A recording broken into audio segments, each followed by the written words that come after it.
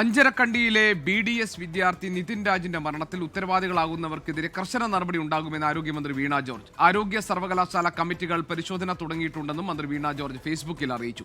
നിതിൻ രാജിന്റെ മരണം ഞെട്ടിക്കുന്നതാണെന്നും മന്ത്രി വീണ ജോർജ് പറഞ്ഞു. ജിതിൻ ജെബി ഉണ്ട് തിരുവനന്തപുരത്ത് വിവരങ്ങളുമായി. ജിതിൻ, വലിയ ആക്ഷേപങ്ങൾ സ്ഥാപനത്തിനെതിരെ ഉയർന്നു വരുന്നു. അവിടുത്തെ വിദ്യാർത്ഥികൾ തന്നെ പരസ്യമായി അവർക്കുണ്ടായ ദുരനുഭവങ്ങൾ വിവരിച്ച് രംഗത്ത് വന്നിരിക്കുന്നു. ഈ സ്ഥാപനം എങ്ങനെ, ഇതിലെ അധ്യാപകർ ഈ നിലയിൽ എങ്ങനെ പ്രവർത്തിച്ചു എന്നൊക്കെ നമ്മൾ നടുക്കത്തോടെ അറിയുന്ന സമയമാണ്. അപ്പോൾ ആരോഗ്യമന്ത്രി എന്താണ് FB പോസ്റ്റിൽ ഇട്ടിരിക്കുന്നത്?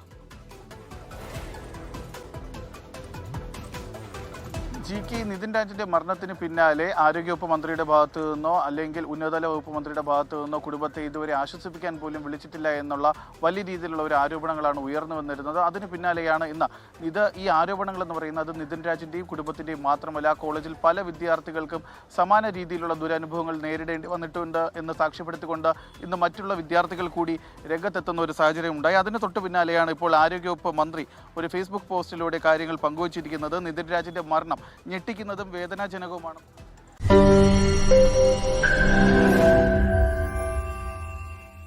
ലോകത്തെവിടെയായാലും ഏത് സമയത്തും 24 വാർത്തകളും ഓഗ്മെന്റഡ് റിയാലിറ്റി പാക്കേജുകളും എക്സ്പ്ലെയിനറുകളും വിശദമായി കാണാൻ ഞങ്ങളുടെ YouTube ചാനൽ നിങ്ങൾക്ക് സബ്സ്ക്രൈബ് ചെയ്യാം.